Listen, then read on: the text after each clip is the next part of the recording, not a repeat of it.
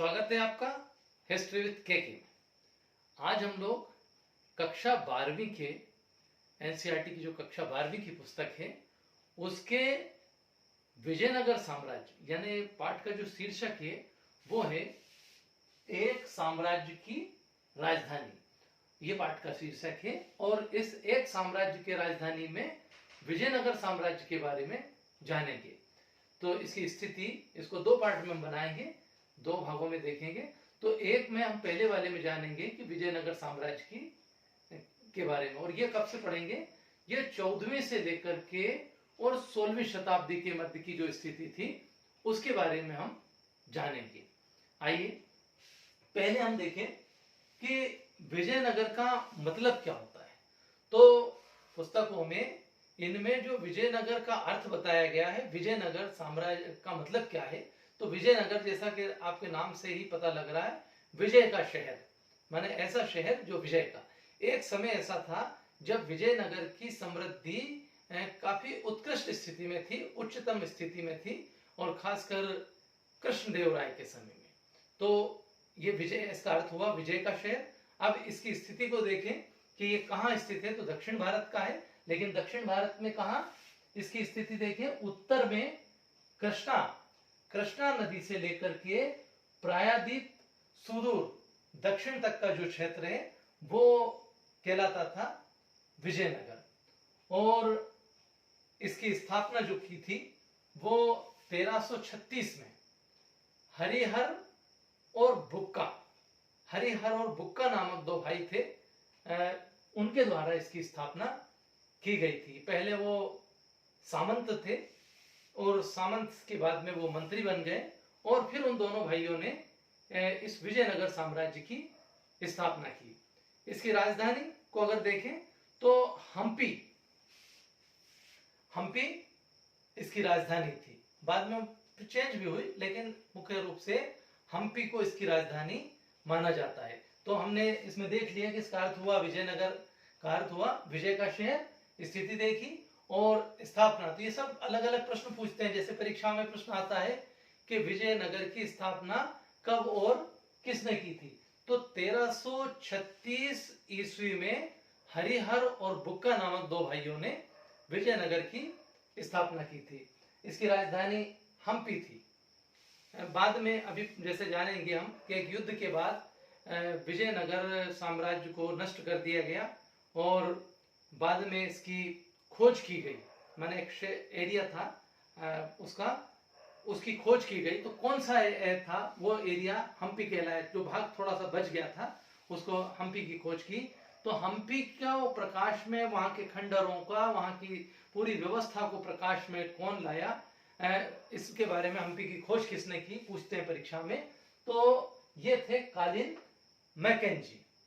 परीक्षाओं में प्रश्न या तो ऐसे पूछ लेते हैं कि हम्पी की खोज किसने की, हम्पी के भग्नावशेष की खोज किसने की, तब उत्तर होगा कालिन मैकेंजी। और यदि ऐसा ना पूछे, ये पूछ लिया जाए कि कालिन मैकेंजी थे कौन, ये भी इस तरह का भी प्रश्न पूछा जा सकता है, कालिन मैकेंजी कौन थे। तो इसमें हमें याद रखना पड़ेगा ये एक अंग्रेज थे और ये एक अच्छे अभियंता, सर्वेयर और मानचित्रकार थे। माने एक अच्छे सर्वेयर, अभियंता, इंजीनियर और मानचित्रकार थे।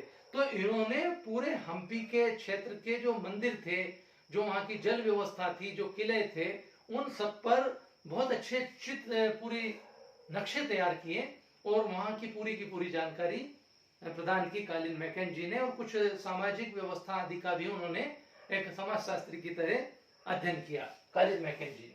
तो कालिन मैकेंजी को श्रेय जाता है 1800 में हम्पी की खोज का। यहां तक के बाद अब ये देखेंगे हम इसमें कि किन किन वंशों ने यहां पर राज्य किया। तो मुख्य रूप से यहां पर 3 वंशों का राज रहा। विजयनगर साम्राज्य पर 3 वंशों का राज रहा। पहला संगम वंश कहलाता है, जिससे हरिहर बुक्का आते हैं।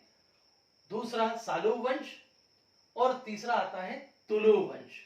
तो पहला संगम वंश जो था वो 1336 से लेकर के और 1485 ईस्वी तक इन्होंने शासन किया। दूसरा इसके बाद सालू वंश आया। सालू वंश ने 1486 से लेकर के 1505 तक शासन किया। और तीसरा था तुलु वंश, जिसने 1505 से लेकर के और 1565 तक राज किया। इस समय जो सबसे प्रसिद्ध शासक हुआ तुलु वंश का, वो था कृष्णदेव राय। कृष्णदेव राय ने साम्राज्य की सीमाओं को भी बढ़ाया, वहां जल व्यवस्था की, और सबसे बड़ा काम किया उन्होंने, मंदिरों का निर्माण करवाया। काफी अच्छे मंदिर उनके समय में बने थे। विजयनगर एक समृद्ध राज्य बना था उस समय। कृष्णदेव राय के बाद में फिर आगे चल करके धीरे धीरे इस राज्य का पतन हो गया। तो वो कारण भी देखेंगे हम पतन के, और ये देखेंगे कि कौन से युद्ध में विजयनगर साम्राज्य का पतन हुआ था, इस साम्राज्य के पतन का। तो यहाँ पर तीन राज्यों ने, राज्य के तीन वंशों ने किया, संगम वंश, सालू वंश और तुलु वंश। तो संगम वंश में जो थे हरिहर और बुक्का दोनों थे जिन्होंने शासन किया था, और तुलु वंश से संबंधित जो शासक थे वो थे कृष्णदेव राय।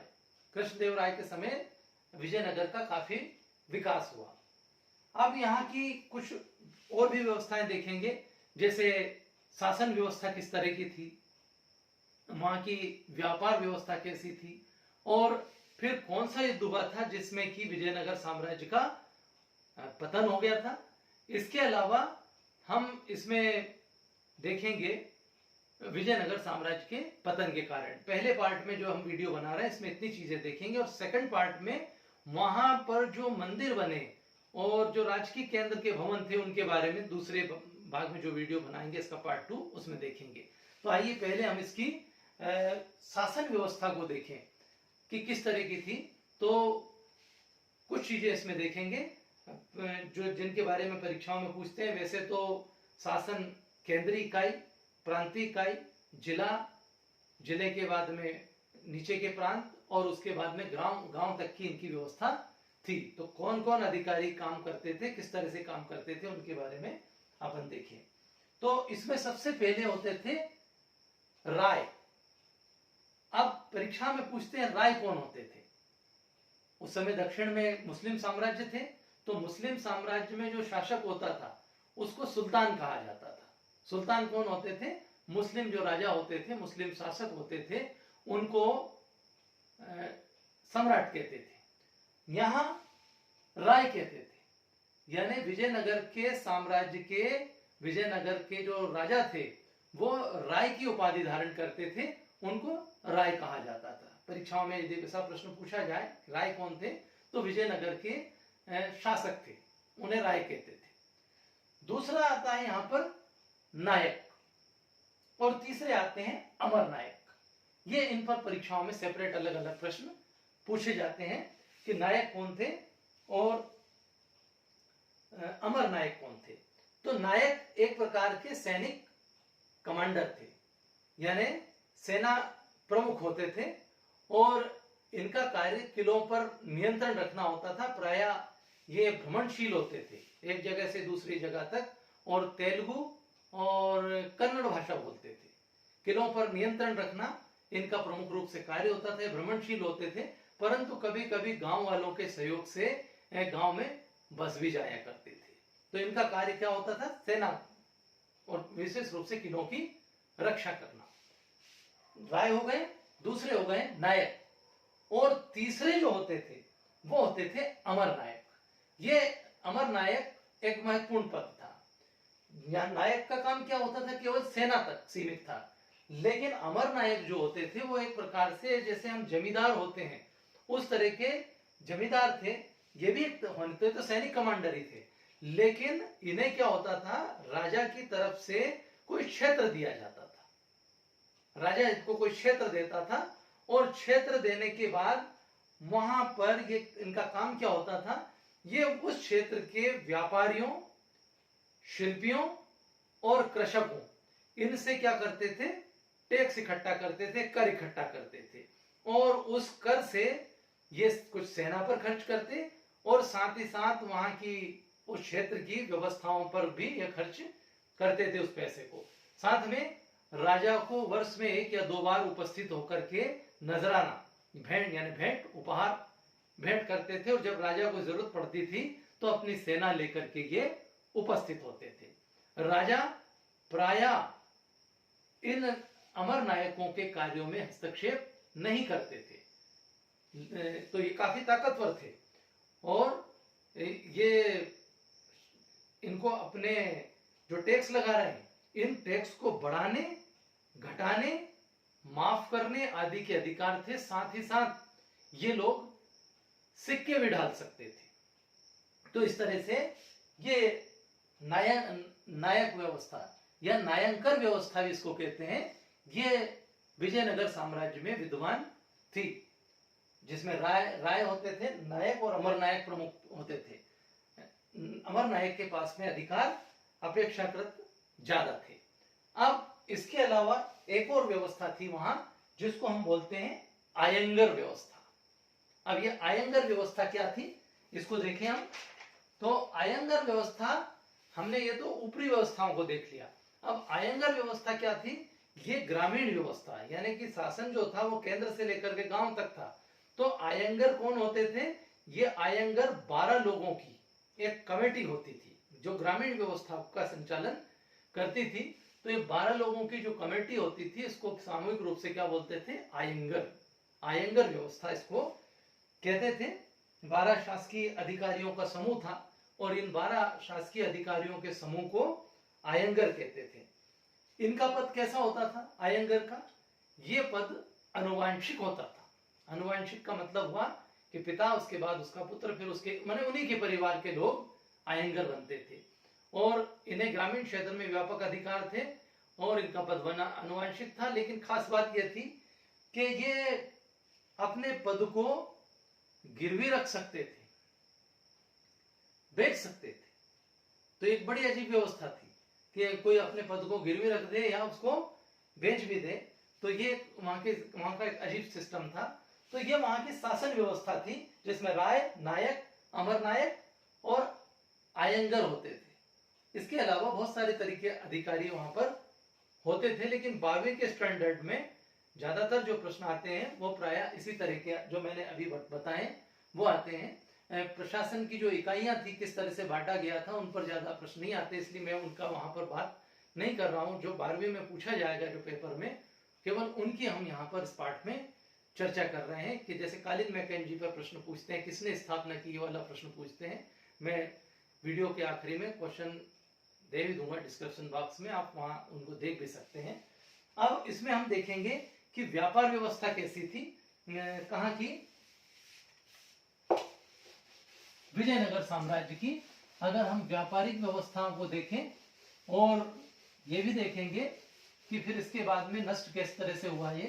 तो व्यापार में उस समय एशिया के जाने माने व्यापारिक क्षेत्रों में आता था, और यहाँ पर यद्यपि विभिन्न धातुओं का व्यवसाय भी होता था, खाने पीने की चीजों के भी का भी व्यापार होता था, बाजार लगते थे, सोना चांदी का भी होता था।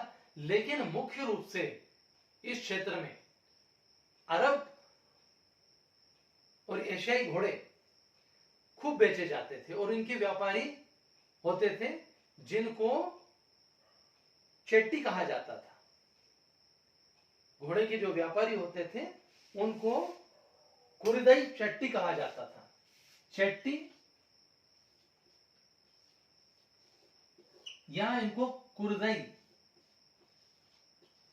चट्टी, ये परीक्षा में प्रश्न पूछते हैं, ऑब्जेक्टिव में पूछ सकते हैं कुरिदई चट्टी कौन थे, या विजयनगर साम्राज्य में घोड़े के व्यापारियों व्यापार करने वालों को क्या कहा जाता था, तो उनको चट्टी कहा जाता था, या पूरा नाम होता था उनका कुरिदई चट्टी। ये याद रखने योग्य तथ्य है। बाकी तो और व्यापार व्यवसाय तो होता ही था। विजयनगर की खास सेना में बात ये थी कि उस समय मुस्लिम अच्छे तीरंदाज थे, मुस्लिम सैनिक, और साथ ही साथ अच्छे घुड़सवार थे। तो विजयनगर सेना में बड़ी संख्या में मुस्लिम सैनिकों की भी भर्ती की गई थी, ताकि वो जो विजयनगर साम्राज्य के सैनिक हैं उन्हें अच्छी प्रकार से तीरंदाजी सिखा सके और अच्छी तरह से घुड़सवारी सिखा सके। इसके लिए बड़ी संख्या में विजयनगर की सेना में मुस्लिम सैनिक भी थे। या होते थे, उनसे उन्होंने तीरंदाजी सीखी थी। अब प्रश्न ये आता है कि विजयनगर साम्राज्य का पतन कैसे हुआ या उसके पतन के पीछे क्या कारण थे। तो विजयनगर का जो पतन हुआ वो उसमें रोल रहा एक युद्ध का, और वो युद्ध था तालीकोटा का युद्ध, जिसे राक्षसी तांगड़ी का युद्ध भी कहते हैं। तालीकोटा का युद्ध, तालीकोटा का युद्ध कब हुआ? ये 23 जनवरी 1565। इसको और किस नाम से जानते हैं? इसको जानते हैं राक्षसी तांगड़ी का।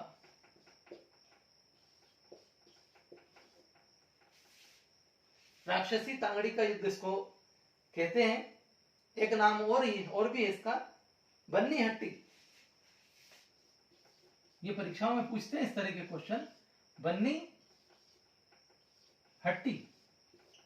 इसको तालीकोटा का युद्ध भी कहते हैं, इसको राक्षसी तांगड़ी का युद्ध भी कहते हैं, और इसको बन्नी हट्टी का युद्ध भी कहा जाता है। इसमें दक्षिण भारत के मुस्लिम राज्यों की एक तरफ सेना थी और दूसरी तरफ विजयनगर की, वहां का प्रधानमंत्री था राम राय। तो राम राय, वैसे शासक तो सदाशिव था, सदाशिव राय। शासक कौन था उस समय का ये भी याद रखें। तो शासक था सदाशिव राय, नाम मात्र का शासक था सदाशिव राय। वास्तविक सत्ता राम राय के हाथ में थी। लगभग 70 वर्षीय था राम राय उस समय, 70 वर्ष इसकी उम्र थी। तो एक तरफ राम राय था और दूसरी तरफ दक्षिण की मुस्लिम सेना थी। अहमदनगर, बीजापुर, गोलकुंडा और बिदर, बरार इसमें शामिल नहीं था। ये राज्य थे दक्षिण के, अहमदनगर, गोलकुंडा, बीजापुर और बिदर। ये 4 मुस्लिम राज्य थे एक तरफ, उनकी संयुक्त सेना थी, और दूसरी तरफ था राम राय जो कि प्रधानमंत्री था। इनके बीच में 1565 में तालीकोटा में भीषण युद्ध हुआ, और जिसमें राम राय बहुत वीरतापूर्वक लड़ा, लेकिन उसको घेर करके मुस्लिम सेना ने और मार डाला। इस तरह से विजयनगर साम्राज्य का पतन हो गया, और बाद में मुस्लिम जो सेना थी, संयुक्त सेना, उन्होंने विजयनगर में काफी लूटमार की और उसको विध्वंस भी किया। इस तरह से विजयनगर साम्राज्य का अंत हो गया। अब परीक्षा में जो प्रश्न आते हैं वो ये पूछा जाता है कि विजयनगर साम्राज्य का जो पतन हुआ उसके पीछे कारण क्या थे, क्यों हुआ पतन? ये प्रश्न बन जाता है परीक्षा में। विजयनगर साम्राज्य के पतन के क्या कारण थे? पतन के कारण परीक्षा में पूछे जाते हैं। विजयनगर साम्राज्य के पतन के कारण क्या कारण थे, इस तरह का प्रश्न पूछा जाता है। तो हम एक एक करके इसके कारणों पर को देखेंगे। पहला था इसमें पड़ोसी राज्यों से शत्रुता। किसने की पड़ोसी राज्यों से शत्रुता? विजयनगर ने की। पड़ोसी राज्यों से शत्रुता। कौन थे पड़ोसी राज्य? उड़ीसा था, बीजापुर था, बहमनी साम्राज्य था। तो इनसे क्या किया? इसने निरंतर शत्रुता बना के रखी, जिसके कारण ये साम्राज्य क्या हुए? धीरे धीरे विजयनगर के विरुद्ध हो गए। और यही कारण है कि आपने देखा कि दक्षिण भारत के जो मुस्लिम राज्य थे उसके साथ नहीं रह होकर के उसके विरोध में खड़े हो गए, और उनकी संयुक्त सेना ने इनको पराजित कर दिया। तो अपने पड़ोसी राज्यों से शत्रुता रखने के कारण विजयनगर साम्राज्य का पतन हुआ। दूसरा कारण निरंकुश शासन। निरंकुश शासन तो था ही। निरंकुश का मतलब होता है जिस पर कोई अंकुश ना हो, मनमानी करने वाला, अब यहाँ जो शासन व्यवस्था थी उसमें अधिकार इस तरह के दे रखे थे कि जिसमें नीचे के लोग भी अपनी मनमानी किया करते थे, जिससे आम जनता परेशान थी। तीसरा, हर एक प्राय अधिकांश साम्राज्य देखेंगे तो उसके पतन का एक कारण सभी का होता है, कॉमन इसको लिखते भी हम, और वो होता है अयोग्य उत्तराधिकारी। ये प्राय सभी साम्राज्य के पतन का एक कारण जरूर होता है, वहां के अयोग्य उत्तराधिकारी। हम देखते हैं कि कृष्णदेव राय तक तो साम्राज्य बहुत अच्छे से चला, लेकिन धीरे धीरे आगे चल करके जो राजा थे वो प्राय कमजोर थे। देखेंगे कि ये जो सदाशिव था तालीकोटा के युद्ध के समय, वो तो एक निष्क्रिय शासक हो गया था, नाम मात्र के शासक रह गए थे, तो जिसके कारण इतनी बड़ी सत्ता को वो संभाल नहीं सके। चौथा अगर कारण देखें हम तो ये था दक्षिण के सुल्तानों की संयुक्त सेना। दक्षिण सुल्तानों की संयुक्त सेना, हमने अभी आपको बताया कि 4 मुस्लिम राज्यों की सेना, अहमदनगर, गोलकुंडा, बीजापुर और बिदर, इसमें बरार शामिल नहीं था, तो ये 4 राज्यों की संयुक्त सेना ने मिलकर के आक्रमण किया था विजयनगर के ऊपर। तो उस आक्रमण का सामना विजयनगर की सेना नहीं कर पाई, जिसके कारण उनकी पराजय हो गई। एक और कारण माना जाता है इसकी, और वो है विजयनगर की नायंकर व्यवस्था, यानी जो सामंती व्यवस्था थी, नायक, अमर नायक, आयंगर, तो खासकर ये जो अमर नायक थे और नायक थे, जब तक साम्राज्य में केंद्र में मजबूत शासक बन रहा तब तक तो ये चुप रहे, लेकिन धीरे धीरे जैसे ही उन्होंने देखा कि केंद्र में कमजोर सत्ता है, उन्होंने अपने आप को स्वतंत्र कर दिया,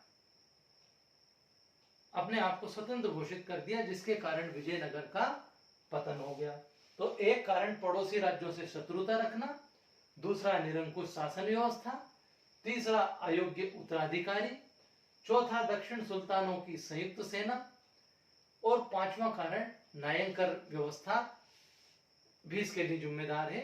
और एक और कारण हम मान सकते हैं जो कि होता है, वो है आर्थिक व्यवस्था।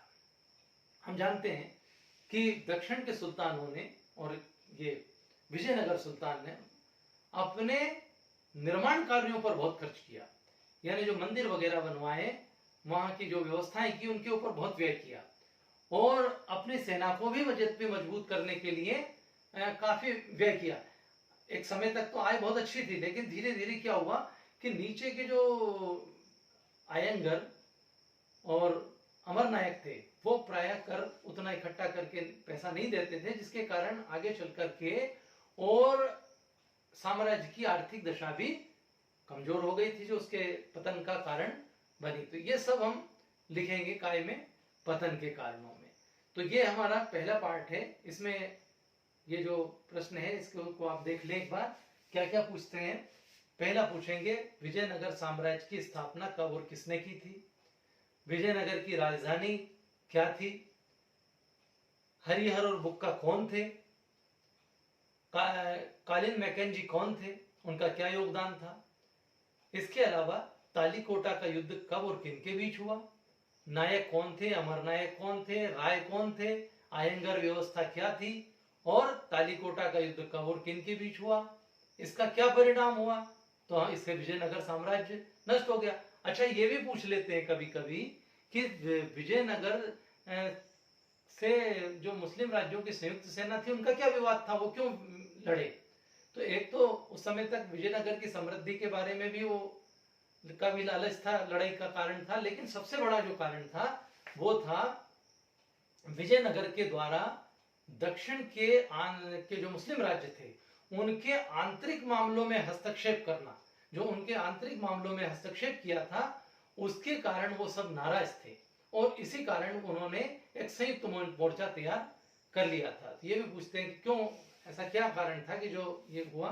यह पूछ लेते हैं कि इस युद्ध के क्या परिणाम हुए। तो परिणाम ये हुआ कि इससे विजयनगर साम्राज्य का पतन हो गया।